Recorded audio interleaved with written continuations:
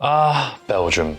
There are lots of things that come to mind when you think of Belgium. Waffles and fries, a geopolitical hub for NATO and the EU, a really fucking confusing football league system, and also hardcore music?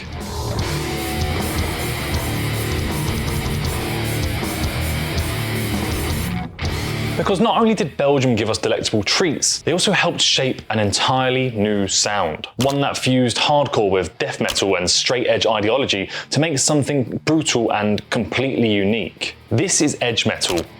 This is H8000. This is how a tiny corner of Belgium changed hardcore music forever. Right, so what the bloody hell is 8000 then? Or is it H8000? No, it's H8000, but why? Also, if I pronounce any of these names wrong, then I'm sorry, but I'm British, and the furthest my linguistic capabilities go is asking for dos cerveza por favor. Anyway, this is Belgium, a small country tucked away in Western Europe, and this here is West Flanders, where everyone shares the postcode 8000. Okay, so it's the 1980s and hardcore is popping off around the world. New York, London, Boston, each one having huge scenes and massive cultural significance. But over here in West Flanders, it wasn't really the right setting for a huge cultural movement. This place is a large rural area with small cities and traditionally conservative values. But it was this relative isolation that fueled a strong DIY subculture of young hardcore enthusiasts building a scene from the ground up. The region's small town geography meant that hardcore kids from places like Kortrijk, Ypres, Oostende, basically all across West Flanders, had to build their own musical network. There was no internet yet, no TikTok, just people making zines and placing flyers all around Europe. Zines like Hate Zine were how people shared ideas, interviews, tour dates and manifestos. Plus, it wasn't like there were any big city scene they could get involved in, so they created their own one. I mean, they could have gone to Bruges, but who wants to go to fucking Bruges? One of the most important places in all of this was a squat-turned venue in Ypres called Voortenvis. This wasn't just a gammy old building in West Flanders, it was the cultural hub for this movement. The place where shows happened, zines were made and bruises were formed. It wasn't fancy, concrete floors, dim lighting, probably smelled like feet and falafel, but it didn't matter, it was home. Now, amongst these hardcore enthusiasts is a band called Rise Above. Rise Above have a sound that is very reminiscent of classic Boston hardcore, but it's also kind of thrashy, and they were also very straight edge.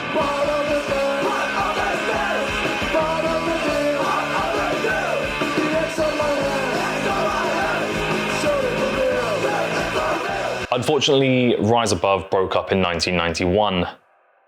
But it's okay, because all the members went on to start other bands because it's hardcore. That's just what you do. These bands, Nations on Fire, Spirit of Youth, Shortsight, and Blindfold, were all playing metallic hardcore punk, but with a little influence from the New York hardcore sound of the same time. It was fast, it was thrashy, and it was politically charged with messages about being straight edge and animal rights. It wasn't militant like, say, Earth Crisis, but you could feel it coming. These kids had laid the groundwork for what was about to become a dominant sound in hardcore, but they just didn't know it yet. So amongst them, this little hardcore collective was known as 8000. You know, after that postcode I told you about. The H would come later, but we'll get to that. Out of that growing community came a band called Wheels of Progress. They weren't around for long. They released one 4-song EP called It's Alive and then dipped, but they were crucial.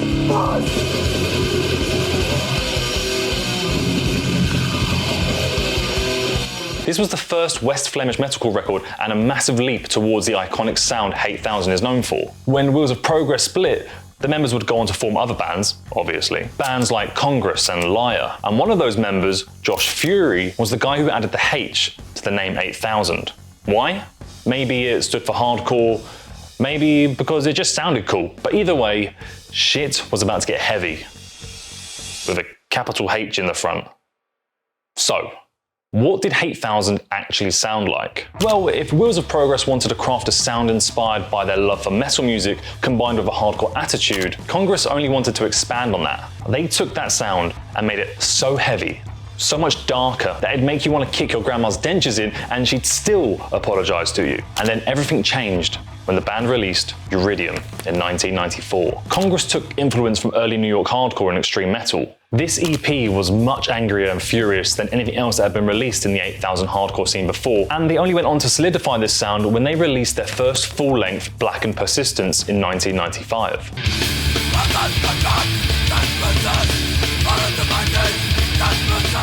This was the record that not only put Congress on the map, but the 8000 scene in general. The music had a hateful aura about it. The lyrics were still straight edge and animal rights focused, but wrapped in apocalyptic imagery and cryptic metaphors. Over time, the sound evolved into something bigger.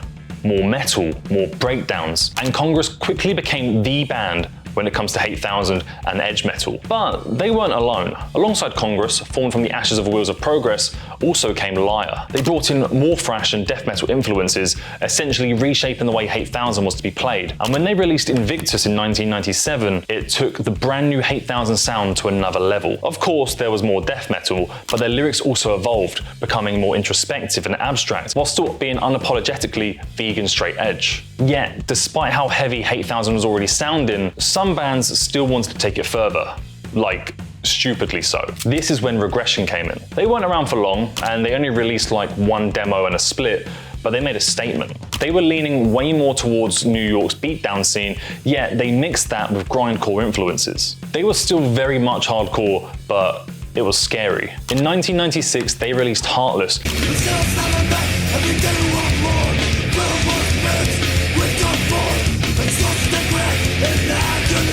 Lyrically, they were still preaching the typical vegan straight edge message.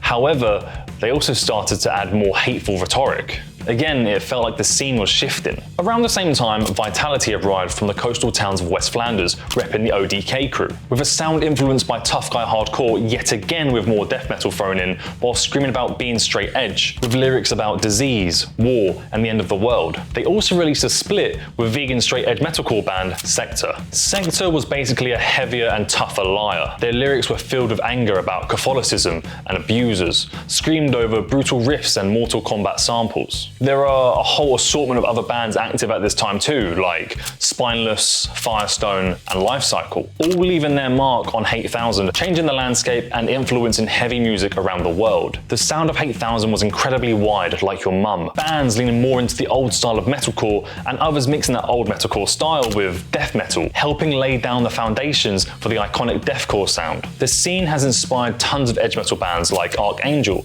who some consider to be 8000, but the purists out there will say, well, they're not from West Flanders, so they're not. Lol. Now, with all these bands popping off, you might be wondering, how the hell did anyone outside of Belgium even hear about them? That's where Good Life Recordings came in. Founded in 1995 by Edward Verhey, who was also in Nations on Fire, Good Life became the label for 8000 and European metalcore in general. He basically said, right, no one's gonna give us a platform, so I'll build one myself. Just a bit more Dutch. And he did. Congress, Liar, Deformity, Firestone, Arkangel, even international bands like Morning Again and 100 Demons all released stuff through Good Life. It wasn't just a local label, it was the global hub for heavy metallic hardcore. Good Life Recordings also had a brief but meaningful partnership with Trustkill Records in the US. This collaboration made it a key gateway for US fans to discover 8000 bands, and it helped Trustkill become the go-to US label for metallic hardcore in the early 2000s. But they weren't the only ones. You also had Sober Mind Records, run by Hans Verbeek from Liar. It was way more DIY, zines, tapes, splits, and focused heavily on the local scene, putting out compilations of local bands that otherwise may not have ever been heard. Together, these labels gave 8000 a platform and legitimacy. Suddenly, kids from all over, from Florida, Finland, and Japan, were all moshing to bands from fucking Oostenkirke. And it's what turned 8000 from a regional scene into an international movement. A movement with rules. So what do I mean by a movement with rules? Well, 8000 wasn't just about the music, there were conditions, and you had to behave on their terms. And I'm not talking about the terms and conditions box that you ticked because you definitely read them. It's okay, I won't tell on you. No, this was about how you lived your life. The scene had a code, and at the core of it all was vegan straight edge. No drinking, No smoking, no drugs, no animal products, nothing. And I'm not talking about, yeah, I'm just cutting down. We're talking full-on militancy. There were flyers and zines filled with slogans about how meat is murder and war against drugs, with lyrics preaching how this wasn't just the right way, it was the only way. It wasn't a come as you are kind of scene where everyone is welcome. You were either on their side or you weren't. You wore X's on your hand like a badge of honor, camo shorts, crew affiliations, and a dedication to the cause. Now, on one hand, this gave the scene a real purpose. Like you were standing for something: animal rights, sobriety, self-discipline, anti-authoritarianism. For a lot of kids, especially in small-town Belgium, H8000 didn't just give them music and a scene, it gave them meaning. But on the other hand, it could be intense. There was this sense that if you weren't straight edge enough or vegan enough, then you didn't belong. Like if you don't mosh along or scream your lungs out, are you really a part of hardcore? And the intensity and cliquey environment would push people away. You were either in, like fully in, or you were out. There were zines that called people out by name. Some lyrics sounded more like threats than calls to action. And some bands didn't just sing about the scene, they policed it. But the thing is, when a scene builds itself on strict ideals, it can be hard to hold on to them forever. As time went on, not everyone could, or let's be honest, wanted to, stay in line. So what happens when a movement like this starts to fracture? When people start turning their back on values that were once their bread and butter? Well, that's where things get complicated. By the early 2000s, the original wave of H8000 bands had run its course, yet they forged a musical legacy that traveled well beyond West Flanders. Some members started bands in different styles, where in the early 2000s, there was a big rise in bands like Morda, Length of Time, Arkangel, and later, Rise and Fall. And whilst they may not have been H8000 geographically, they still embodied that same ethos from their West Flandrian counterparts. Because the H8000 crew's ethos of DIY, straight-edge musical brutality carried on in new forms. We now have bands such as Chain Reaction, Mindwar, xDevourx, and Headshot all keeping that H8000 flame alive. xViciousx kept that beat-down tough guy edge going all the way until they split in 2024.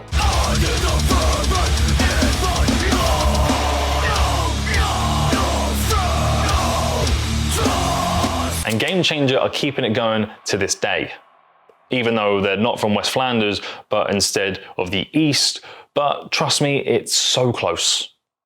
So close. But they're not reinventing this sound, they're just preserving it.